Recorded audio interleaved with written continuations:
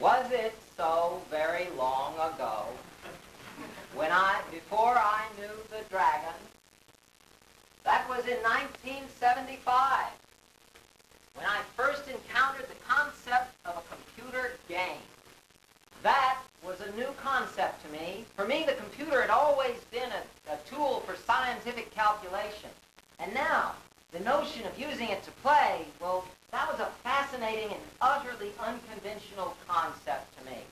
And so, I decided to begin to acquaint myself with this technology. I had no dream as yet. For me, the dragon still slept. But I wanted to learn. And so I set to work. I started programming a mainframe computer. That was technologically eons ago. Fortran, punched cards, JCL, IBM mainframes. But in the life of one man, it's not so very long ago. And in 1976, I got my first computer game running. A strategy war game on a hex grid. And at the same time, I decided that I was going to get a microcomputer. I wanted to own my own machine. I wanted to understand this technology. So I set to work teaching myself everything I could about TTL and power supplies, LM309K voltage regulators, and 7476JK flip-flops, and the difference between a tantalum and an electrolytic capacitor, and which end of the soldering iron gets hot. And then in January of 1977, I got my first computer, a Chem 1 single-board microcomputer with a 6502 processor, 1K of RAM, and I was set. And you know, within 1 month, I had got that thing hooked up and running. I had learned a code in 6502 machine code, and I had written a game and gotten it working in 1K of RAM, a little strategy war game on a hex grid. And then like all microcomputer hobbyists, I started expanding my system and expanding my game. And then, in 1978, I bought my first appliance computer, Commodore PET, with 8K of RAM. And in the same year, I sold my first commercial computer game. That was in 1978, 15 years ago. It's been a long time. In 1979, I joined Atari, did a game on the video computer system. Then I went to work on the Atari 800 because this was the premier graphics and sound machine of the industry. The 800 was so far ahead of everything else, it was the machine to learn on. And I knew nothing about graphics and sound. So I hurled myself into the machine, absorbing everything I could, learning all about graphics and sound. Some of you may find it ironic to learn that for a time there I was known as the graphics wizard of Atari. And indeed, there was a period of time there where my game, Eastern Front, was the most graphically advanced product on the marketplace.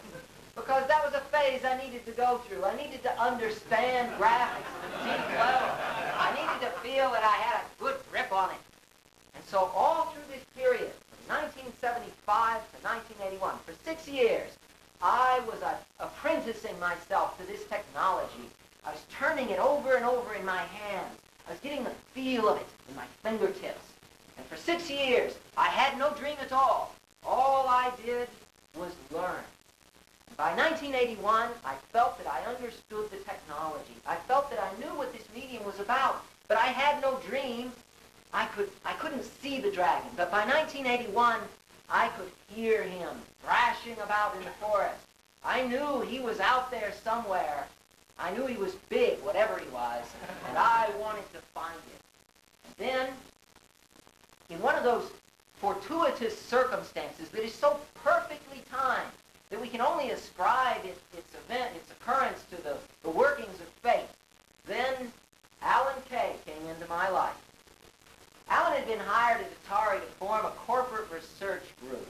And first thing he did when he got to Atari was he asked around to see if there were any angry young Turks who were possibly in danger of leaving the company. And every finger pointed. Okay, I'll take your job, Alan. So I went to work in corporate research. And then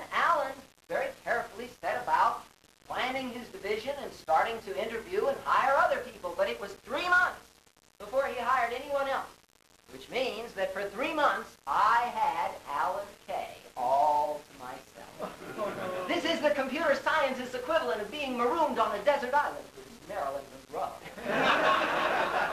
Alan and I talked about all kinds of things, and I learned so much from him. You know, some of you may have noticed over the years that I tend to have a fairly generous assessment of my own talents. You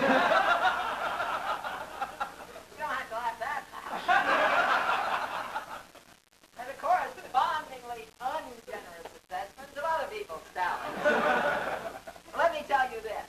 Alan Kay is so much smarter than I am, I feel stupid when I'm talking to him. I mean, most other people, when they think, they go in little tiny steps. A, B, C, D, E, F, G. Alan doesn't work that way. He goes in big leaps.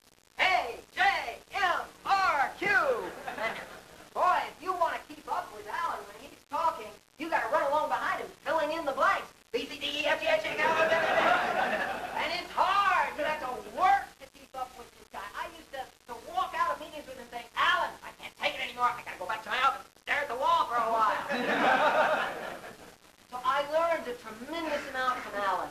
But, you know, the tricky thing is, most of what I learned were the blanks that I filled in. And it's impossible to say whether the blanks that I filled in were blanks that he intended for me to fill in, or blanks that just came from my own experience.